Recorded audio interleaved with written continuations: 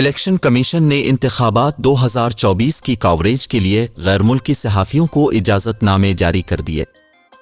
पहले मरहले में 13 ममालिक के 49 सहाफ़ियों को इलेक्शन कवरेज के इजाज़तनामे दिए गए। चीन, जापान, अमेरिका, बरतानिया, कनाडा, फ्रांस और हांगकांग के सहाफ़ियों को इजाज़तनामे जारी किए गए हैं। Serbia, Sweden, Germany, Australia, Thailand और सिंगापुर के सहाफ़ियों को भी इजाज़तनामे जारी किए गए हैं। इलेक्शन कमीशन की जानिब से 2 लाख के एक्रेडिशन कार्ड प्रिंट किए गए हैं।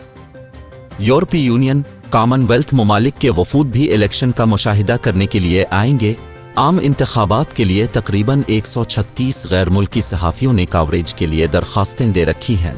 बकिया गैर मुल्की सहाफ़ियों को प्रोसेस मुकम्मल होने पर इजाज़तनामे जारी किए जाएंगे।